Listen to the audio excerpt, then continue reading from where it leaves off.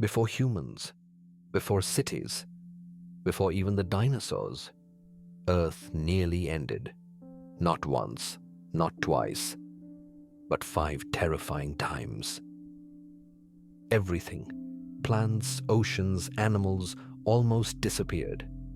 But somehow, life didn't give up.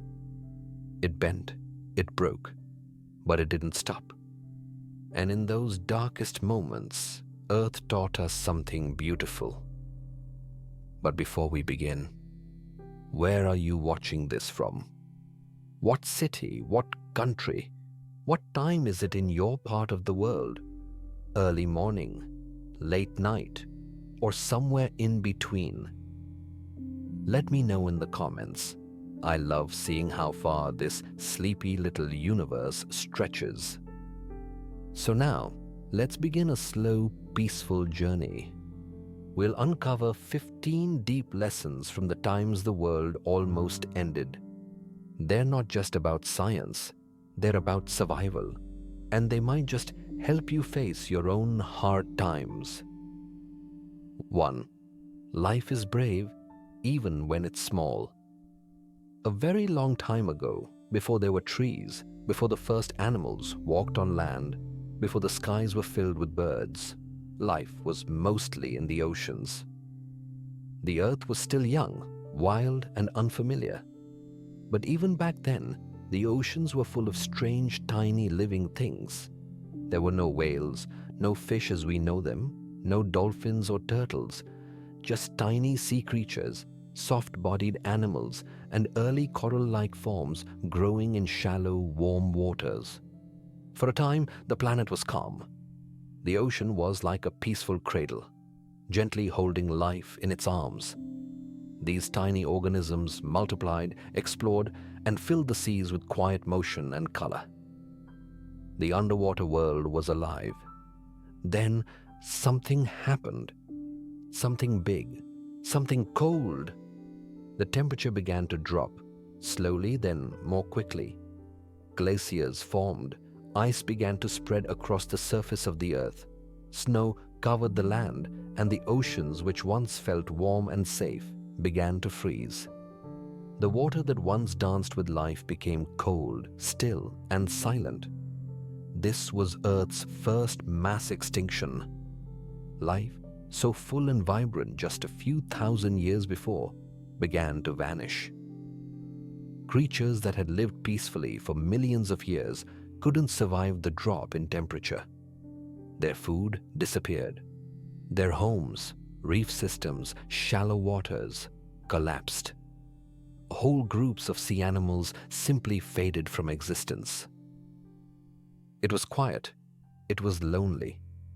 It was almost the end, but not quite. You see, while most of the world fell into cold silence, some life kept going. Not the strong, not the fast, not the fierce, but the small, the simple, the forgotten. Tiny microbes, soft-bodied creatures, and early underwater organisms did something amazing.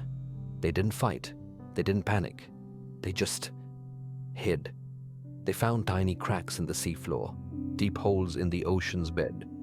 They nestled into corners where the cold couldn't reach so easily. They didn't need a plan. They didn't know how long it would last. But they had one powerful gift: patience. They stayed alive, not with strength, but with stillness.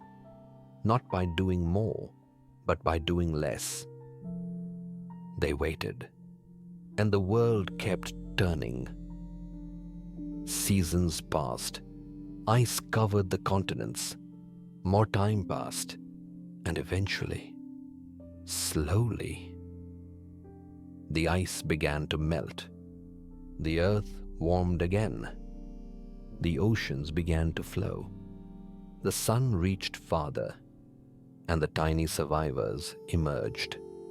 They had made it, not because they were big or strong, but because they were willing to wait.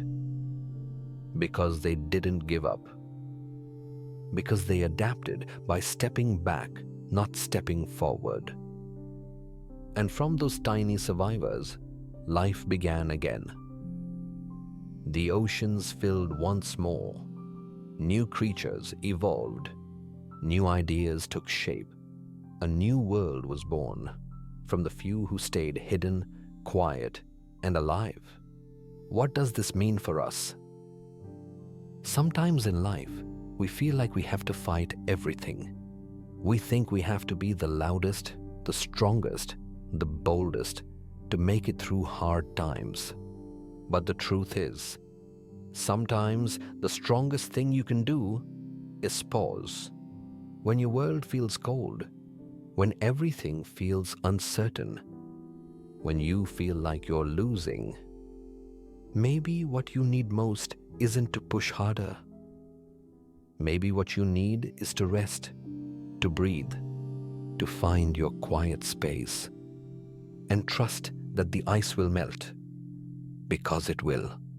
And when it does, you'll come back stronger. Maybe not louder, maybe not bigger, but braver, more grounded, more ready to grow. The story of Earth's first mass extinction doesn't end with destruction. It ends with rebirth. And that rebirth came from the ones who were small, but brave enough to keep living, even when everything around them fell apart.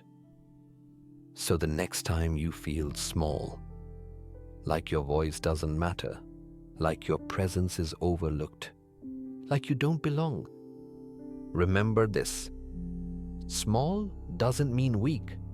Small means flexible. Small means you can bend without breaking. Small means you can fit into places strength cannot go.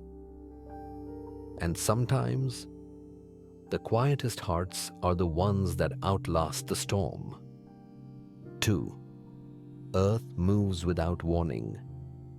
We often imagine disasters as loud explosive moments, fire raining from the sky, giant waves crashing over the land, meteors lighting up the heavens in a sudden burst of chaos.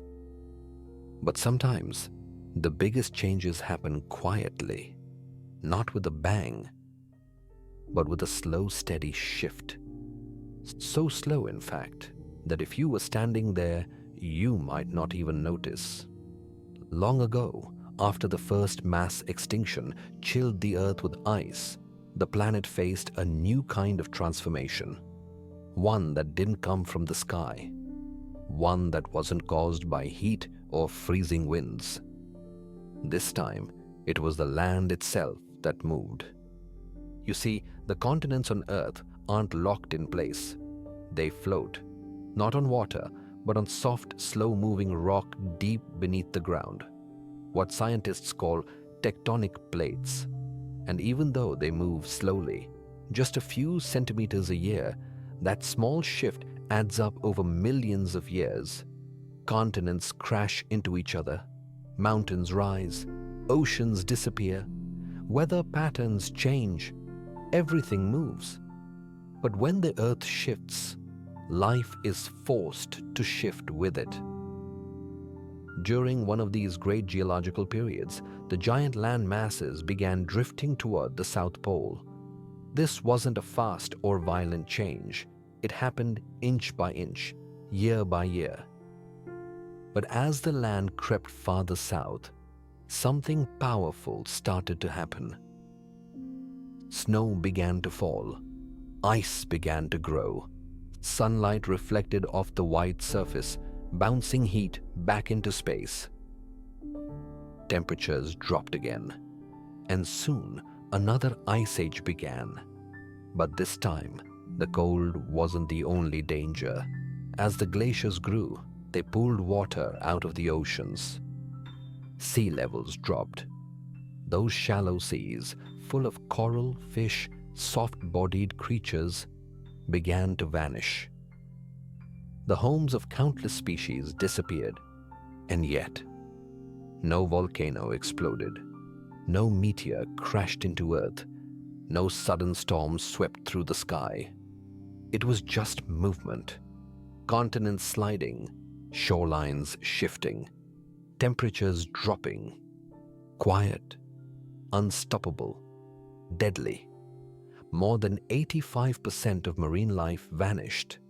Whole ecosystems collapsed, not because of a sudden event, but because the ground beneath them slowly moved them into a new world. And this brings us to a powerful truth. Earth doesn't wait for permission to change. It just moves. It doesn't ask, "Are you ready?" It doesn't explain itself. It doesn't slow down for anyone. The planet turns. The winds shift. The seasons change. The oceans rise and fall. And life is expected to adjust. That's how it's always been. And in many ways, our lives are the same. We try so hard to plan. We want everything to stay the same. We seek control. We think, if I do everything right, nothing will fall apart. But life doesn't follow our plans. People leave. Jobs end. Health changes. Relationships shift. What once felt safe may suddenly feel unfamiliar. And when that happens, we feel scared because we didn't see it coming. We feel lost because we weren't ready. We feel broken because we think change means failure. But here's the lesson Earth teaches us. Change doesn't always mean disaster. Sometimes it just means movement. It means the world is shifting, making space for something new. And just like those ancient species had to find new places to live, new ways to adapt, so do we. You don't need to stop the shift. You don't need to reverse the change. You simply need to learn how to move with it, like water finding a new path, like roots bending toward the light, like small creatures finding warmth in cold places. You won't always be ready, but you can always respond, not with control, but with trust, not with fear, but with flexibility. The earth doesn't stand still, and neither should you. So the next time your world begins to change without warning, when the ground beneath you feels different, when the things you knew begin to fade, remember, you're not being punished. You're being invited to evolve, to grow, to move with life instead of fighting it, to shift gently into your next chapter. Because Earth doesn't wait.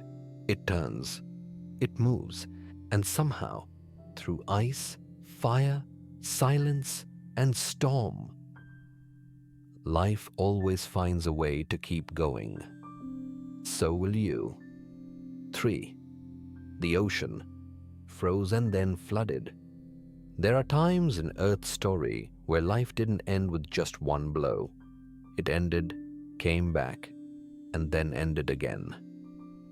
This is one of those stories, not about fire, not about explosions, but about something far more dangerous, something slower, something that seems harmless at first, until it quietly takes everything away.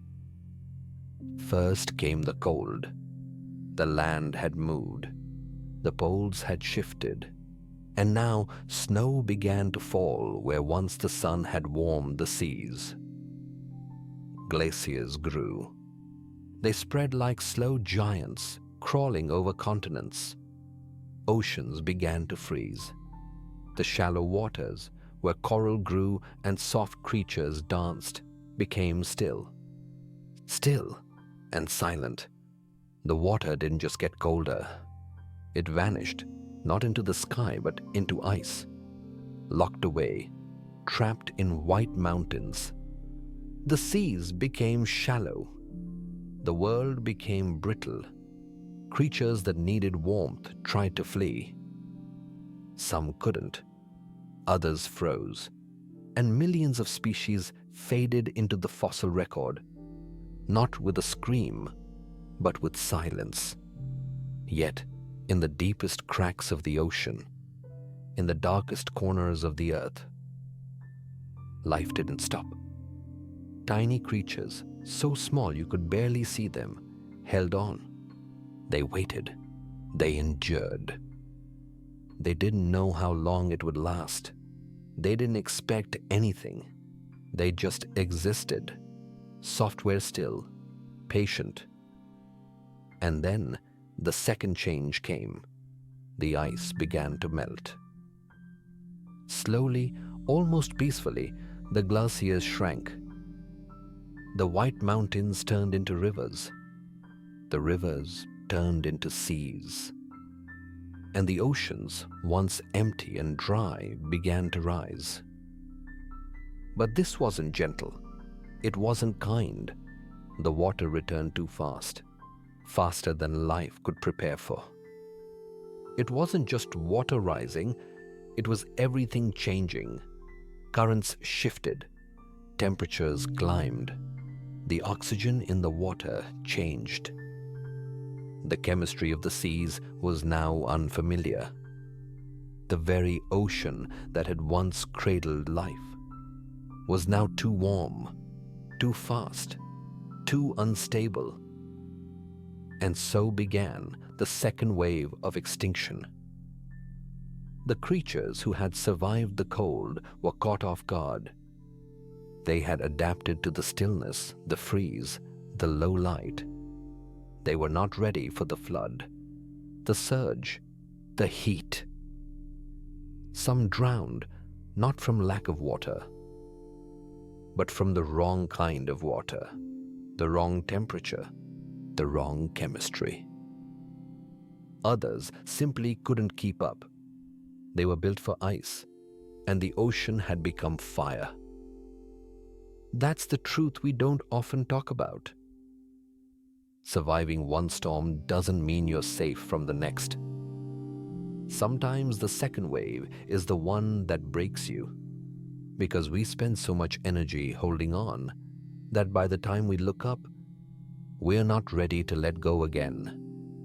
And yet, even here, even in this heartbreak, Earth gives us a quiet, powerful lesson.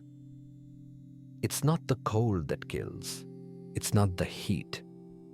It's the refusal to change. The creatures who could shift, who could adapt not once but twice, they're the ones who move forward. Some grew smaller. Some moved deeper. Some found new ways to breathe, to eat, to live. They weren't the strongest. They weren't the fastest. They were just willing to change again and again, because that's what survival really is. Not strength, not control, but flexibility, openness, surrender. In our lives, we go through this too. One moment, everything feels frozen, stuck, still, lifeless. We adjust, we cope, we survive. And just when we finally feel like we're okay, everything melts. Suddenly, there's too much to feel, too much to handle, too many things happening all at once. The people you leaned on start to drift away.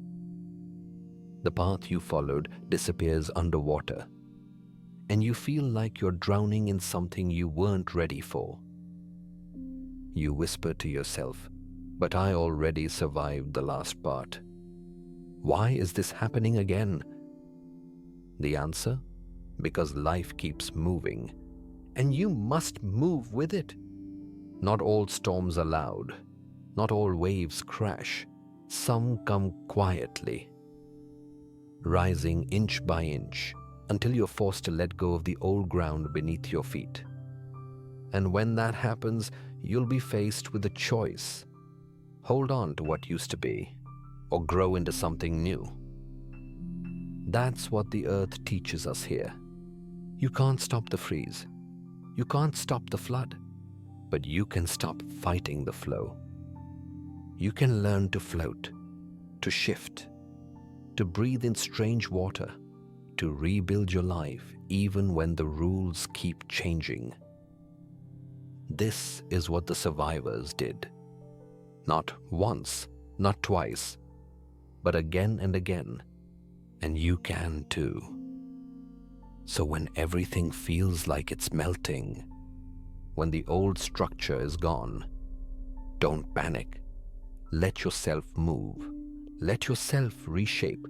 Let yourself become something softer, wiser, more alive. Because one disaster may shake you, but it's your ability to grow after it that will carry you forward. The ones who survived the freeze didn't survive the flood, but the ones who survived both. They built the future. 4. Good things can still cause trouble. When we imagine destruction, we often think of scary things: meteors, fires, earthquakes, or floods. But sometimes the most dangerous changes don't look dangerous at all. Sometimes they look like growth. They look like beauty. They look like life itself finally arriving. That's what happened next in Earth's long story. After surviving the freeze, after surviving the flood, after rising and falling again and again, something new began to appear. Something green. At first it was small, tiny mosses hugging the edges of rivers. Simple plants growing near damp soil, reaching up for light. But slowly, across millions of years, these tiny plants grew taller. They grew stronger. They developed roots that dug deep into the ground. They built trunks. They reached toward the sky. And for the first time, the world turned green. Forests began to cover the land. Trees stretched across hills and valleys. Leaves fluttered in the wind. Shade spread across the earth's surface. It was beautiful. And for life on land, it was a miracle. Plants helped the soil hold together. They cleaned the air. They made oxygen. They softened the harsh sunlight. And they made it possible for animals like insects, amphibians, and eventually mammals to one day thrive on land. It was a new beginning, a green revolution. But what no one expected was that this green explosion, the spread of trees and plants, would also cause chaos. You see, when roots dig into the earth, they don't just hold soil. They break rock, they release chemicals, and those chemicals wash into the rivers, which flow into the oceans, carrying with them something life-changing: nutrients. Now, that might sound like a good thing. After all, life needs nutrients to grow. But too much of anything, even a good thing, can become dangerous. In the oceans, these nutrients caused something called algal blooms. Microscopic organisms, algae, began to grow like wildfire. They multiplied, filling the surface waters. At first, it seemed like a burst of life. More food, more energy, more growth. But then, those algae died. And when they sank, they began to rot. And the rotting process used up all the oxygen in the water. The sea began to suffocate.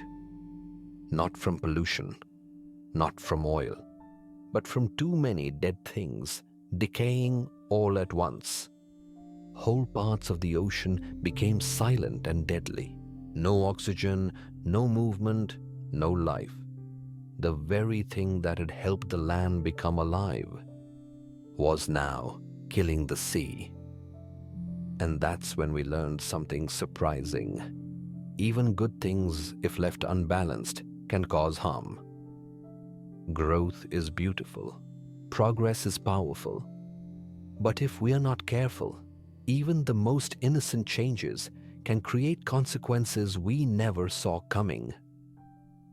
This has always been true, even in our own lives. We chase success, we grow quickly, we work harder, we take on more, and from the outside, everything looks amazing. We're doing well, we're moving up, we're thriving. But inside, we're exhausted, we're overwhelmed, we're drowning in things we thought were supposed to help us, because we were never taught that even beauty needs boundaries, that even growth needs rest, that even blessings, if not handled with care, can break us, just like the forests, just like the nutrients, just like the seas. So here's what Earth shows us. It's not about stopping growth, it's about guiding it. The trees didn't mean to cause harm. They were just doing what trees do, growing, breathing, expanding. But in doing so, they shifted the balance of the entire planet. The lesson? You don't have to be a villain to create damage. You just have to forget to pause, to reflect, to ask, is this still helping? Balance doesn't happen by accident. It happens when life moves with awareness, with harmony, with rhythm.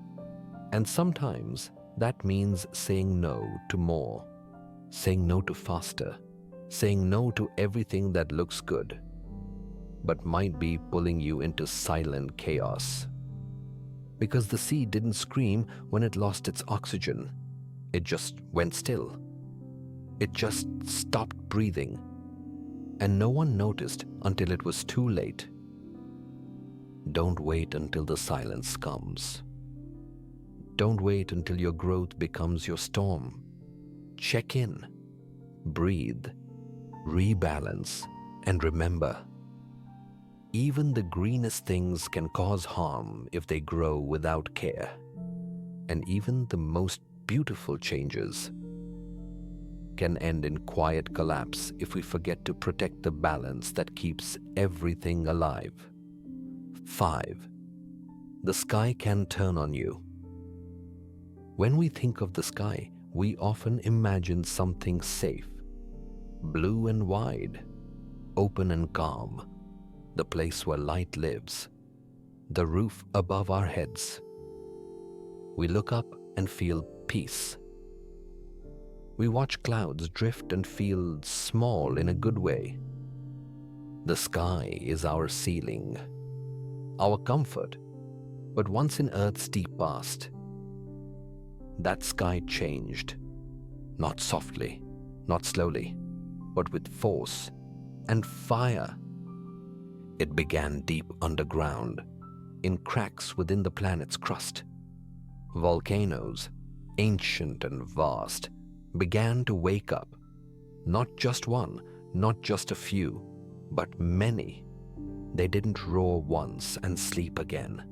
They erupted again and again, for thousands of years. Imagine a storm that never ends, a fire that doesn't go out, ash that never stops falling, lava spilled across the land like rivers of flame, smoke poured into the sky. And with that smoke came something invisible, something silent but deadly. Gases, carbon dioxide, sulfur dioxide, methane. These invisible chemicals began to change the sky. The sun still shone, but its light was dimmer. The stars still existed, but they were harder to see. And the air was no longer safe. It was heavier, thicker, toxic. The oceans absorbed some of the carbon, but they could only take so much. And then they began to change too. The water warmed, the oxygen dropped. the seas became silent again. Animals that had lived through floods and freezes now faced something new: poison from above. Coral reefs died, fish vanished, entire ecosystems collapsed, all because of what came from the sky. And on land, the forests suffered too. Acid rain fell, leaves burned, soil weakened. Fresh water turned to poison. The very air, the thing life depends on most, had become the enemy. But here's what makes this part of the story so powerful. There was no impact, no asteroid, no sudden boom, just a slow, quiet buildup of gases. A little more every year, until one day, the balance was lost and Earth couldn't breathe. This is the lesson we often forget. Not all danger comes loudly. Some danger comes softly, through the air, through the light, through the sky we trust. Sometimes what harms us most doesn't roar like thunder. It whispers. It lingers. It fills the space around us slowly until it's everywhere and we can't escape it. And in our lives today, we experience this too. We feel stress, but don't speak about it. We breathe in pressure, guilt, fear, but don't release it. We carry invisible things like those ancient gases and think they aren't dangerous because they're unseen. But they are. Just like the sky turned dark with toxins, our inner world can darken too. If we don't let it breathe, you may be standing in light, looking strong, living well, while inside you're carrying ash, you're breathing stress, you're drowning in what no one else can see. So let Earth's story remind you. You must care for what's above you, what's around you, what you take in. You must not ignore the invisible signs. The way your breath shortens, the way your mind grows foggy, the way your spirit feels heavy, even on clear days. Because sometimes the collapse doesn't come from below. It comes from the very air we forget to protect. The creatures that survived this time were the ones who moved, who found shelter, who waited for the sky to clear, who stayed light, flexible, cautious. They couldn't control the sky, but they respected it. And so they lived. So breathe deeply today. Notice the unseen, and remember, even the sky can turn on you. But if you stay aware, you can survive the storm, even when it's invisible. 6. The strongest didn't survive. In every story, we're told the same thing over and over again. Be strong, be powerful, be on top. We admire the bold. We look up to the fast. We try to become the strongest person in the room, physically, emotionally, socially. Because we believe strength wins. We believe strength survives. But Earth tells a different story. A quieter one. A truer one.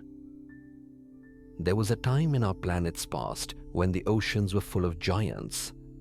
Not whales, not sharks. These came long before them.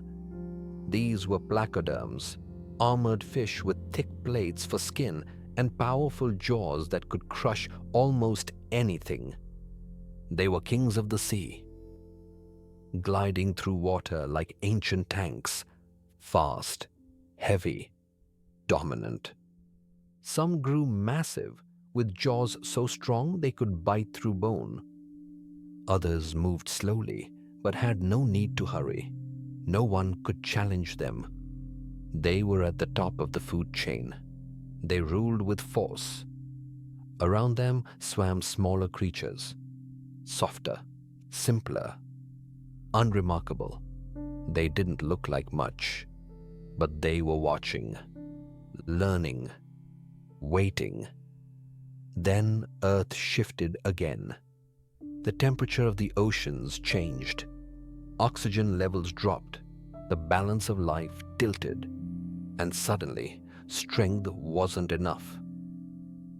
The armored fish, so powerful in still waters, now faced waters that moved differently, faster, warmer, with less oxygen, with new currents, new dangers.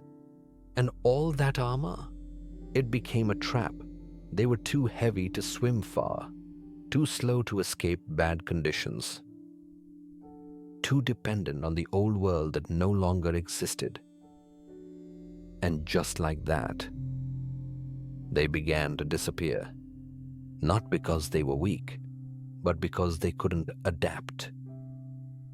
Meanwhile, the small fish, the ones no one noticed, thrived because they didn't need much, because they didn't rely on brute strength, because they were flexible. They could handle change. They could live in colder waters. They could shift their diet, their behavior, their direction. And over time, they took over. They became the ancestors of every fish you know today.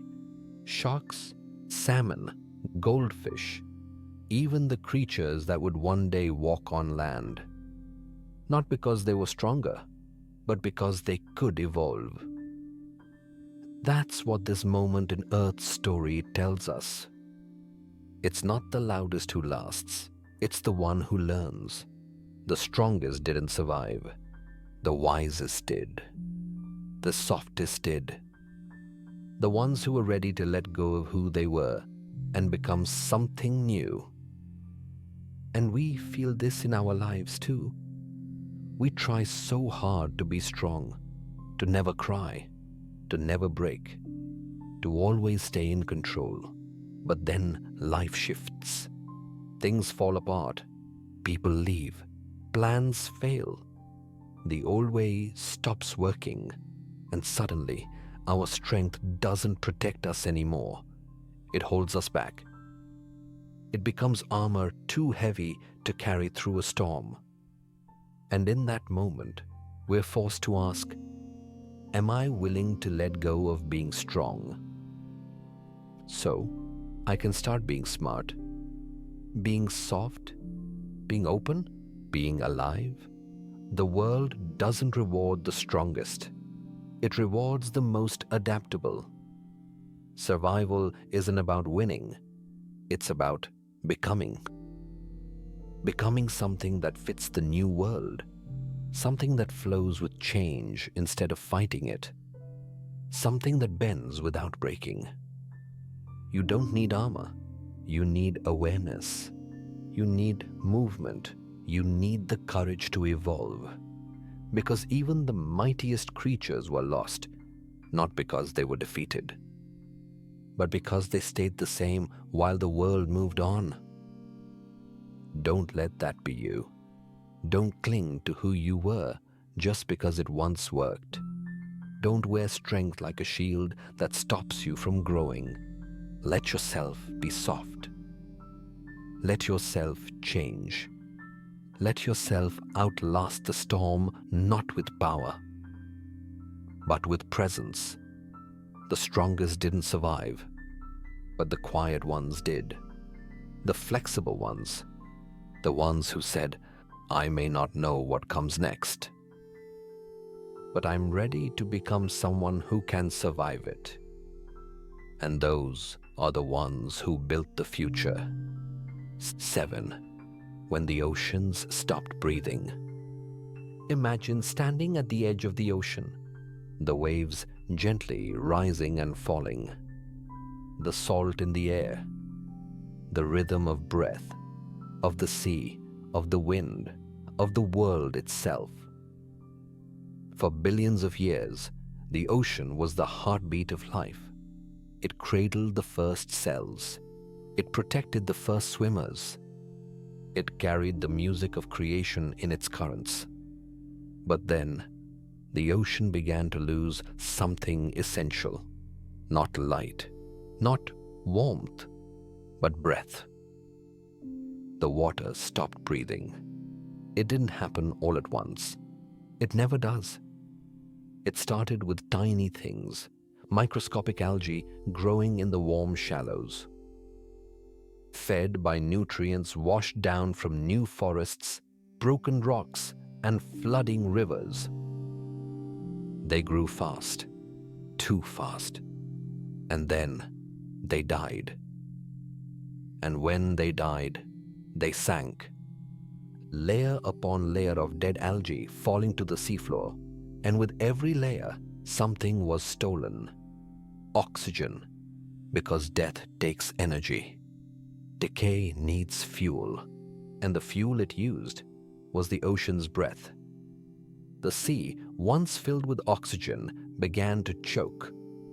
Slowly, silently, relentlessly. Scientists call it anoxia, a terrifying word that means without oxygen. But you don't need to know the word to feel the horror. Fish swam into waters that no longer held breath. Corals stopped building their skeletons. Even the bottom dwellers, those strange survivors of past extinctions, grew quiet. Entire zones of the sea became dead. No movement, no sound, no life. They were called dead zones, and they spread like shadows across the map. Not from poison, not from heat, but from something far more invisible. Too much of a good thing, too many nutrients, too much growth, too much decay, and not enough breath. The ocean had carried life through fire and ice, through meteor strikes and volcanic storms. But now, it was suffocating in its own silence. What happened then is the same thing that always happens. The life that couldn't adapt faded. The creatures that needed high oxygen vanished. The ones that moved slowly or stayed still simply stopped, gone, without noise, without ceremony. But some survived. They always do. The creatures that could live with less, that didn't demand more than the ocean could give. The ones that moved, adapted, learned to breathe differently. They became the future. And Earth wrote another lesson into its long, quiet book. Even life needs space to breathe. The planet itself breathes, through oceans, through forests, through wind. And when that balance is lost, the world holds its breath, and life disappears. But this isn't just about the sea. It's about us. We live in a world that pushes for more. More growth, more movement, more productivity, more of everything. But rarely do we ask, is there still enough breath, enough space, enough stillness to support this growth? We run ourselves like overfed oceans. We take in too much, too fast. We forget to pause, we forget to process, we forget to exhale. And then we wonder why we feel heavy, why our minds feel foggy, why our hearts feel like they're sinking. It's because we're building our own dead zones, in our schedules, in our relationships, in our souls. We're filling our lives with things that seem good, tasks, goals, even dreams. But we forget to breathe in between. We forget that every rise needs a fall, that every bloom needs rest. That oxygen must flow freely, not just through water, but through us. So let the ocean's silence remind you. Too much of a good thing, without balance, becomes poison. Even the best intentions if crowded too tightly, can become the very thing that stops you from breathing. You don't have to stop growing. You just have to give yourself space. Space to pause, space to feel, space to be. The ocean didn't collapse from lack of strength. It collapsed from lack of air, lack of pause, lack of breath. You don't need more effort, you need more oxygen. So breathe in the space between your thoughts, in the silence between your tasks, in the stillness you keep avoiding. Breathe, because survival doesn't come from doing everything. It comes from knowing when to stop, when to be still, when to let the water move again. The sea eventually recovered. The breath returned. The life returned. And so can you. 8. When the sky became fire. We walk under the sky every day. We look up at the stars at night, feeling small but safe. The moon watches us like a calm guardian. The sun rises like a promise.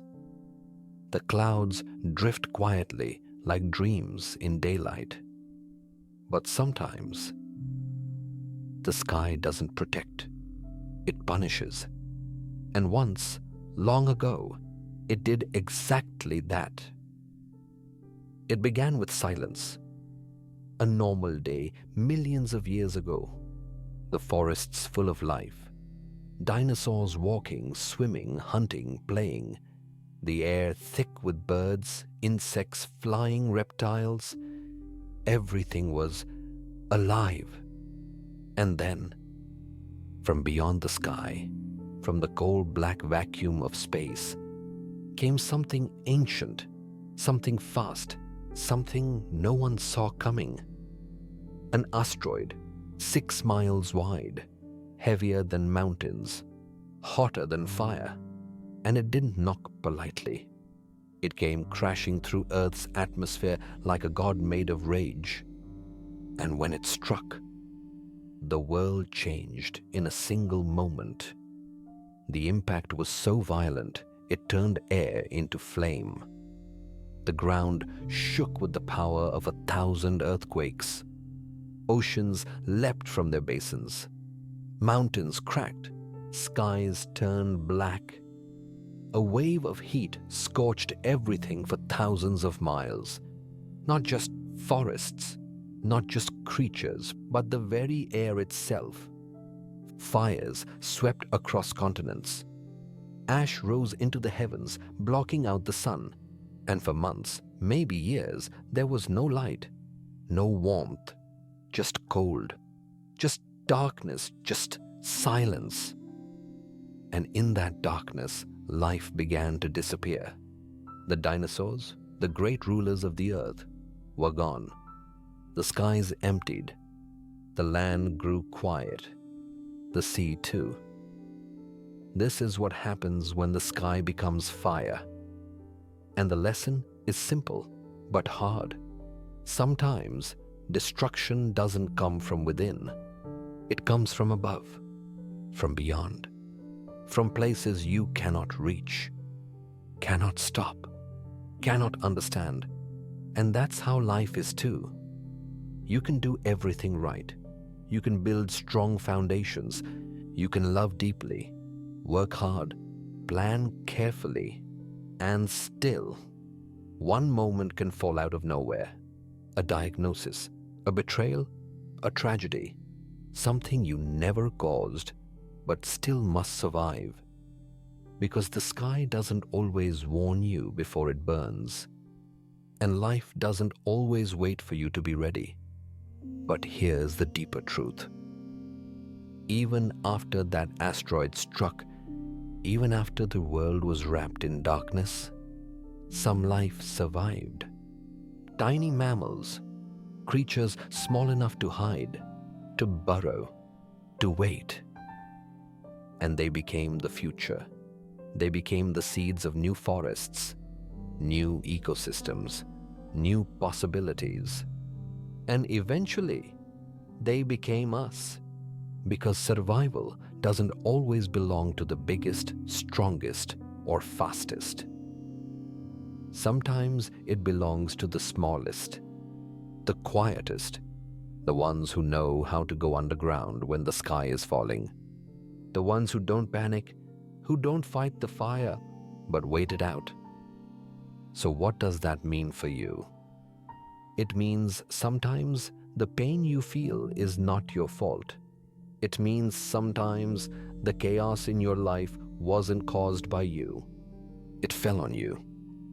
And that's okay. You're not weak for being hit. You're not broken for being hurt. You're not lesser because the sky chose your world to fall upon. But you must learn what the survivors learned.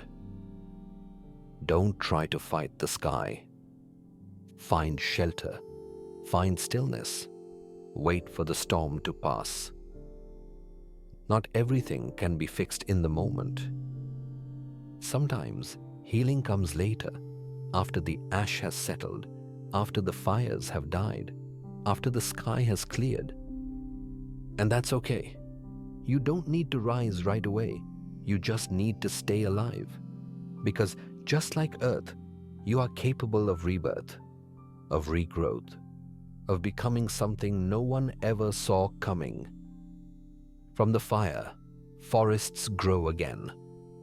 From the ash, flowers bloom. From the sky's destruction, a new world is born, and so are you. 9.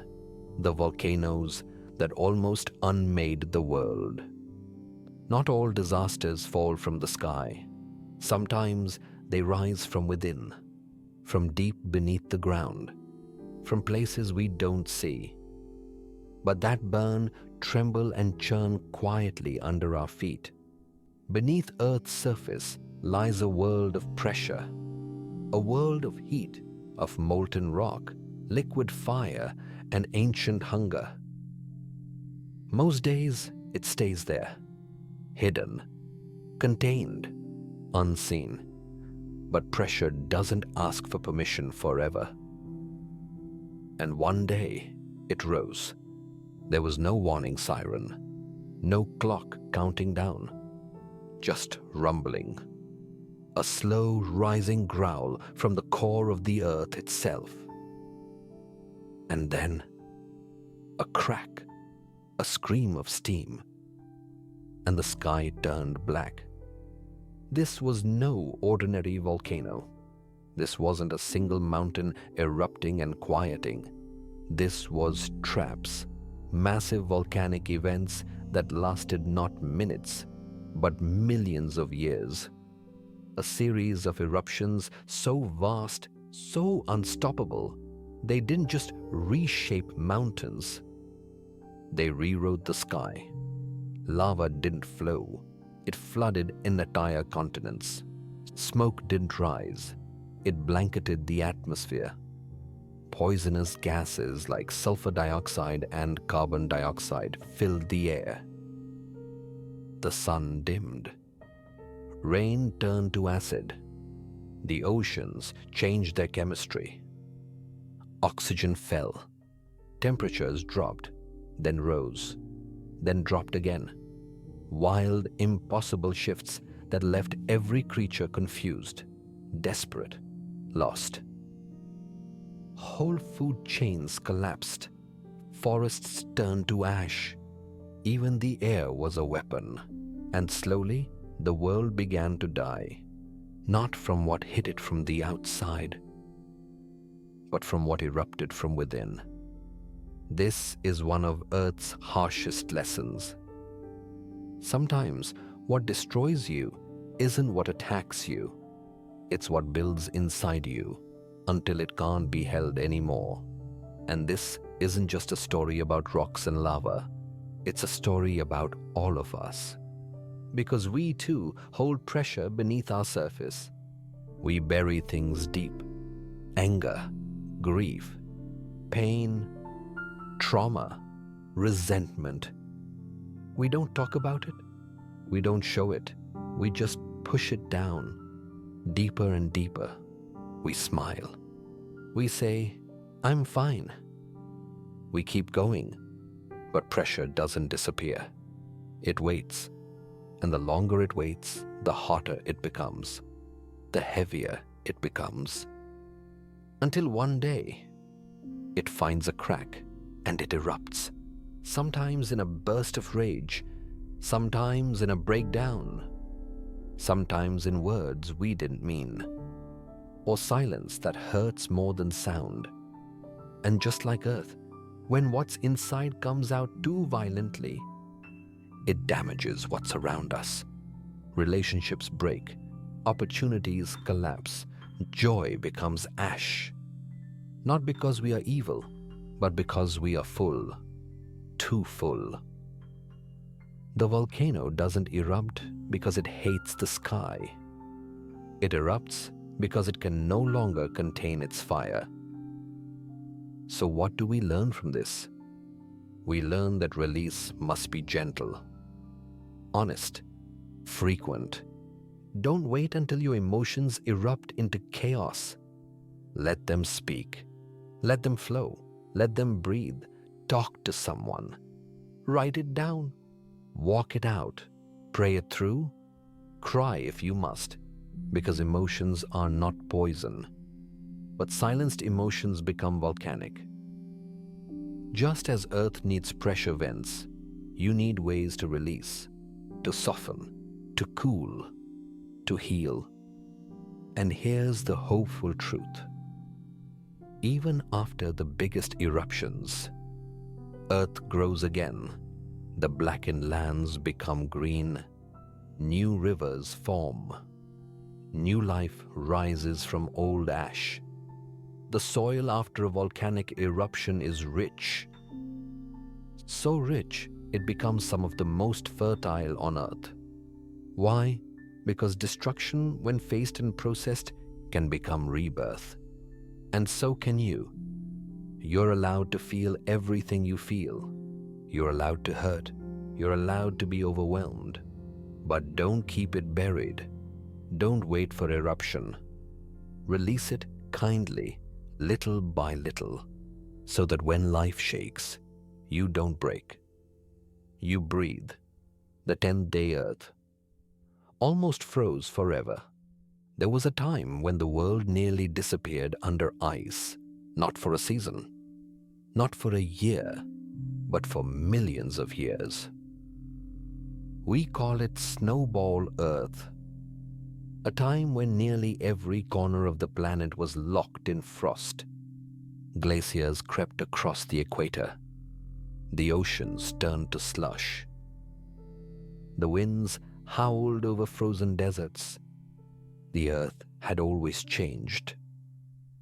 But this time, it didn't shift gently. It crashed into stillness, into silence, into a winter with no end. The cause wasn't a comet or a single volcano, but a delicate balance that tipped too far. Too much carbon pulled from the sky. Too little heat reaching the ground, a slow descent into cold. Until even the oceans could no longer breathe. This wasn't a peaceful snowfall. This was suffocation. Ice reflected sunlight back into space. And the more it reflected, the colder the Earth became. A feedback loop. A cycle of chill that fed itself. For millions of years, the planet shivered. And yet, in this deep, frozen night, life didn't vanish. It hid. Tiny cells found shelter near cracks in the seafloor, where warmth still rose from the planet's heart. They clustered near underwater volcanoes, feeding on minerals and heat. Blind, patient, still alive. They didn't resist the cold. They didn't fight the ice. They just endured. That's what this lesson is about. Endurance, stillness, trusting that not every freeze is the end. Because sometimes life feels like Snowball Earth. Everything slows down. everything feels heavy, quiet, gray. The warmth you once felt, in people, in purpose, in joy, goes missing. And no matter how hard you try, you can't bring back the light. That's when doubt begins to whisper, what if this is forever? What if you've lost the sun? What if this is all there is now? But just like Earth, you are not dead. You are waiting. Even when frozen, your spirit still holds warmth. Even when buried in sadness, your soul still pulses. The ocean never gave up. The microbes never stopped hoping. They held onto the smallest flame of energy, a thermal vent, a crack of heat, and they endured.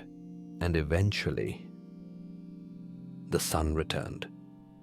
Volcanoes broke through the ice. Carbon filled the air again. The atmosphere grew thick and warm. The snow began to melt, not quickly, but steadily. Light returned to the world, and with it, growth, color, sound, movement. So here's the lesson for you. Not all winters are punishments. Some are necessary pauses. Some are sacred silences that prepare you for renewal. You don't need to rush your thaw. You don't need to force warmth. You just need to keep your core alive. Find the heat deep inside you.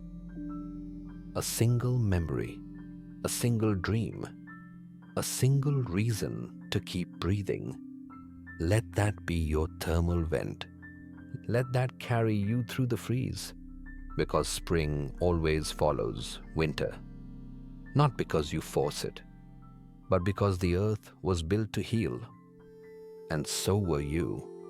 You are not broken. You are not lost in ice. You are becoming.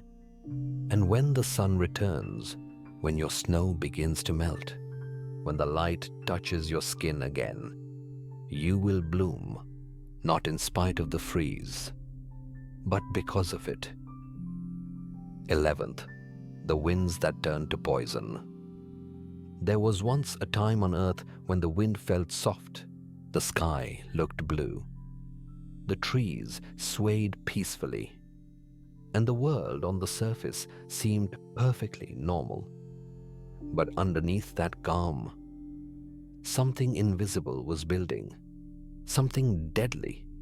It didn't roar like a volcano. It didn't fall from the sky like an asteroid. It didn't freeze or burn the planet. It simply changed the air. Deep beneath the oceans, a slow and quiet shift had begun. Volcanoes on the seafloor had been erupting for centuries. Not with violent explosions, but with something far more subtle. Gas. Massive amounts of carbon dioxide and methane bubbled up, rising slowly, invisibly, changing the chemistry of the sea and sky. At first, the creatures didn't notice. Not the fish, not the forests, not the tiny plants that fed on sunlight. But the balance had shifted. The oceans warmed, currents slowed, oxygen dropped, and the deep waters, the ones meant to stay still and quiet, began to stir. And what rose from them was death. Hydrogen sulfide, a gas with the smell of rotten eggs, a gas invisible to the eye, but lethal to life. It drifted from the ocean into the air, spreading silently across the world. No fires, no earthquakes, no warnings, just poisoned air. First, the marine life vanished. Then the land animals. Even the insects disappeared. The forests turned gray. The soil went dry. It was one of the most devastating extinctions in Earth's history. Not because it came quickly, but because it came quietly. That's what makes this lesson so haunting. The worst things in life don't always come with a sound. Sometimes destruction doesn't shout, it whispers. It seeps in through habits, through small choices, through words not spoken, through emotions ignored. A person doesn't break in a single moment. They break slowly. A friendship doesn't fall apart in one fight. It erodes through distance, through silence, through misunderstandings that are never mended. Your body doesn't collapse overnight. It collapses from years of stress, of tension, of pretending you're okay when you're not. Like the poisoned air, pain sometimes drifts in unnoticed, until one day you realize you can't breathe. But here's the beauty in this terrifying truth. What is invisible is not unbeatable. If we had known then what we know now, we could have tracked the gas, measured the changes, found the imbalance earlier. And that's the wisdom for you too. Start paying attention to your quiet signals. Are you always tired? Do you feel disconnected? Is your smile more of a mask than a reflection of joy? Are you drowning in unseen sorrow? Are your relationships suffocating in unspoken words? Don't wait for collapse. Listen to the silence. Heal the small cracks before they grow. You don't need to panic. You don't need to scream. But you do need to notice, to breathe, to change course before the air turns to poison. Earth has always taught us this. Balance is fragile, and life, though strong, is not immune. But life is also intelligent, capable of change, willing to adapt.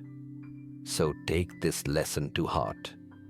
The most important battles are the ones we fight quietly, within ourselves, with awareness, with honesty, with care. And when you do that, you become stronger than any storm, because your strength isn't just in surviving the loud, it's in sensing the quiet danger and choosing to grow anyway. 12. When the sky turned black and the stars disappeared. There was a day in Earth's past when the sky was no longer blue, no longer warm, no longer open. Something had struck from beyond, a giant rock, an asteroid the size of a mountain. It didn't ask questions. It didn't offer mercy. It came fast. And when it hit, it did not just hit the ground. It hit the entire world. The force was beyond imagination. Mountains crumbled. Oceans boiled. The shockwave raced around the planet like a scream. But the worst part came after. The sky changed. Ash, smoke, dust. It filled the air, blocking sunlight for months, maybe years. The stars disappeared. The moon vanished. The sun became nothing more than a dull memory behind a wall of darkness. And in that darkness, life suffered. Plants died first. Without sunlight, they couldn't make food. Without plants, herbivores starved. Without herbivores, predators fell. It was a slow, collapsing domino of death. And the dinosaurs, the once rulers of Earth, couldn't escape it. Not because they were weak, not because they weren't fierce, but because the world they ruled had changed, and no amount of strength could change it back. They were born in sunlight, but now there was none left. And yet, once again, life found a way. Not the biggest, not the loudest, but the smallest. Tiny mammals, insects, worms, mosses. They didn't need much light. They lived in cracks, in caves, beneath the ground. They adapted. They waited. They kept moving forward, even without seeing the path ahead. And eventually, the ash began to fall back to earth.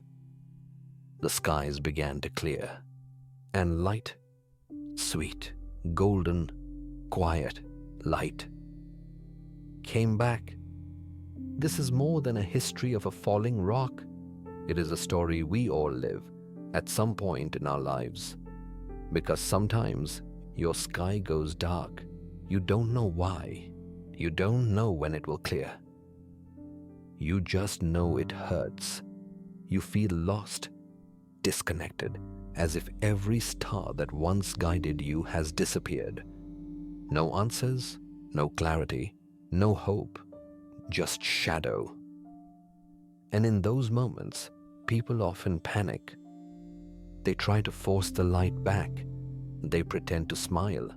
They keep moving fast, hoping motion will bring meaning. But here's the truth. Even when the light disappears, your journey doesn't stop. You don't need the whole sky to move forward. You just need to stay alive, to breathe, to rest, to stay warm in your soul, because the sun will return. But not always on your timeline. Some seasons are not for running. They're for hiding, healing, waiting, and that's okay. You don't fail just because you pause. You don't lose just because you feel lost. Sometimes the most sacred part of your story happens in the dark. That's where roots grow. That's where seeds open. That's where transformation begins. You're not meant to be bright all the time. You're not a machine. You are a living thing, and all living things move through cycles. So, don't panic when your mind feels cloudy.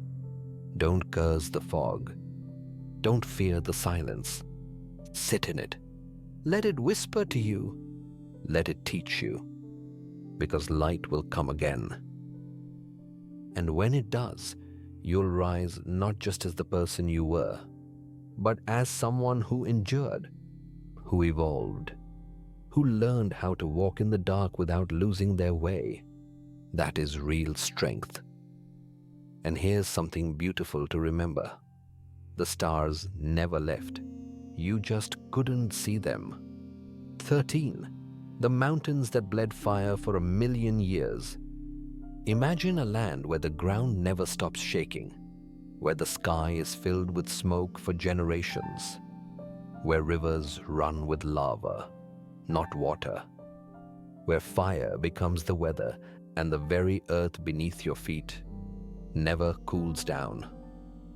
This wasn't a single eruption, not a one-day disaster. It was a flood of fire, a wound in the earth that never seemed to heal. It began in what we now call Siberia, but back then it was something much deeper. The earth cracked open, and from that wound poured lava. Endlessly. Not for a day, not for a year, for over 1,000,000 years. Lava covered millions of square kilometers. Ash spread across continents. Poisonous gases filled the air. Oceans turned acidic. Rain turned to acid. And more than 90% of all life, on land and in the sea, disappeared. It was the worst extinction in Earth's history. We call it the Great Dying. It wasn't sudden like a meteor. It was slow. It was painful. And it wouldn't go away. That's the kind of suffering that breaks you, not the storm that comes and goes, but the pain that lingers. That repeats. That becomes your normal. That's what this lesson is about. Sometimes in life, you don't just get hurt. You stay hurt. The ground under you keeps cracking. You wake up tired, go to sleep anxious.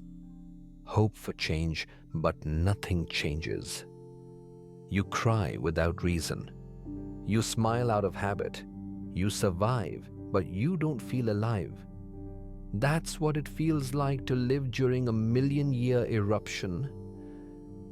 No one else may see the lava you're walking through. No one else may hear the ash fall in your chest. But deep inside, you know, you're still burning. And the worst part, sometimes people will ask, why aren't you better yet? Why are you still hurting? Wasn't that a long time ago? But pain doesn't follow a calendar. It doesn't expire on schedule. It ends when it ends. So if you're living in your own great dying, a season of loss, grief, trauma, or deep confusion, please hear this. You are not broken. You are surviving something historic.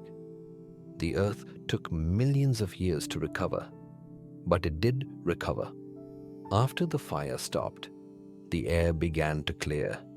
The oceans healed. New species began to rise. New forests were born. New ecosystems emerged. Life returned. Not as it was before, but as something stronger, more diverse, more prepared for the future. The pain reshaped the earth. It taught it new ways to breathe, new ways to hold life. And that's what deep suffering does to you. You don't just go back to who you were. You become someone new, someone wiser, someone softer in the right places and tougher in the others. Someone who knows how to sit in discomfort without falling apart. Someone who sees others in pain and no longer turns away. So if your fire hasn't stopped yet, if you're still inside the burn, please don't lose hope. You're not failing. You are becoming. And one day, the fire will end. And on that day, you'll look at the ashes around you and say, I made it. I didn't burn away. I burned into something beautiful. 14. The air that changed the shape of life. There was a time when breathing oxygen could kill you. Yes, oxygen, the same air you're breathing right now. The invisible gift that fills your lungs and keeps your heart beating. There was an age when it was a poison. Earth, in its early life, was nothing like the place you know. The skies were different, the oceans were strange, and the air? It was thick with gases we would find unlivable today, methane, ammonia, carbon dioxide. And yet, life existed. Tiny, single-celled organisms thrived in those alien oceans. They didn't need oxygen. In fact, they feared it, because back then, oxygen was a deadly gas. Then, quietly, something changed. A new kind of life appeared. Tiny blue-green organisms, known today as cyanobacteria, began to float in the oceans. They discovered something magical. They could use sunlight to make energy. And when they did, they released oxygen as waste. At first, it seemed harmless. But over time, oxygen began to rise. More and more of it filled the seas, then the skies. And soon, it reached a level where it started to wipe out nearly all life that had existed up until then. The Great Oxygen Catastrophe, we now call it. Almost everything died. Because what was life to some was death to others. But here's where the story shifts. Because not everything was destroyed. Some tiny creatures adapted. They didn't run from oxygen. They learned to breathe it. And with that breath, a new chapter began. From that catastrophe came something extraordinary, the birth of complex life. Cells with nuclei, creatures with shape, the beginnings of arms, eyes, movement, thought. United States. 15. The earth was never still, and neither are you. From the very beginning, earth has never stood still. The mountains you see, they weren't always there. They rose slowly, breath by breath, as the crust shifted and buckled. The oceans, you know, they vanished before, swallowed by time, then returned again. New, different, deeper. The continents, they drift across the globe like slow-moving ships, carrying life to new and unfamiliar shores. Even the sky you stare at each night, it has changed. The stars are not where they used to be. The moon was once much closer. The earth spun faster. Time itself felt different. And through it all, life kept moving, not in a straight line, not always forward, but always changing. This is one of Earth's deepest truths. Nothing stays the same, not forever. And yet, as humans, we fight that truth. We cling. We hold on tightly to how things were, to routines, to relationships, to who we used to be. We build identities like fortresses. This is who I am. This is what I do. This is what I believe. But what happens when the ground shifts? What happens when the job ends? When the love fades? When the body ages? When the dream you worked so hard for no longer fits the person you've become? That's when fear shows up. Because deep down, we want life to stay still. Predictable, familiar, safe. But the earth itself whispers something different. You were never meant to be static. You were meant to evolve. Look at the trees. They don't resist the seasons. They let go when autumn arrives. They stand bare in winter. They bloom again in spring. They don't panic. They trust the process. So why do we, as humans, fear what is natural? Why do we believe that change means something is wrong? Maybe it doesn't. Maybe change is not something to be fixed, but something to be honored. Because each shift, no matter how sudden, how scary, how painful, is another chance to grow, to soften, to rise, to awaken new parts of yourself you didn't know were sleeping. You are not the same person you were a year ago, not even yesterday, and that's not a problem. That's a miracle. Just like the earth beneath your feet, you are always becoming wiser, kinder, more aware, more capable of love, resilience, and peace. So when life changes, when people leave, when the future feels uncertain, don't shrink, don't close up. Open. Let go of the need for control. Let go of the story you've outgrown. Let go of the fear that says you can't handle this. Because you can. Because you already have. And because deep inside you is the same force that kept the earth spinning through 5 near endings, you are not separate from this planet. You are not floating alone in space. You are Earth Dash, in motion, in rhythm, in renewal. So let the world change. Let yourself change with it. Because the truth is, you were never meant to stay the same. You were meant to flow, to adapt, to transform. to rise again, just like life always has. So now, take a breath. Look at where you are. Maybe you're lying in bed, maybe sitting on a quiet balcony, maybe hiding away in a corner of your room, phone glowing in the dark. What time is it? What city do you call home? What has your life been whispering to you lately? Because whether it's morning or midnight, whether the world outside your window is calm or stormy, you've just walked through the stories of Earth's 5 near deaths. But really, you've been walking through the story of your own survival. You've seen how the planet broke, how it froze, how it burned, how it lost everything, and still found a way to begin again. 15 times the Earth whispered to us, change is not the end, it's the way through.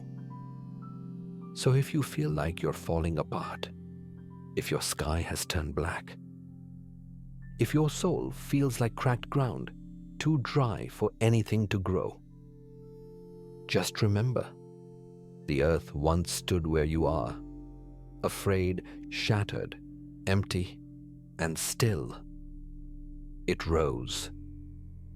And so will you, because within you is the same quiet bravery that kept life alive when the stars vanished, the same patience that waited beneath frozen oceans, the same fire that made mountains bleed and still kept going.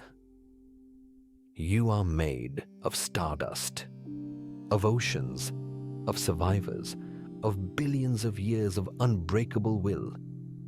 So, no matter what storm you're facing, you're not ending, you're becoming. And even if today feels heavy, even if it all feels lost, one day someone will look at your life and say, that's where the world almost ended, and that's where something even more beautiful began. Thank you for watching. Now go live like the Earth, not perfectly, but powerfully, changing, healing, becoming.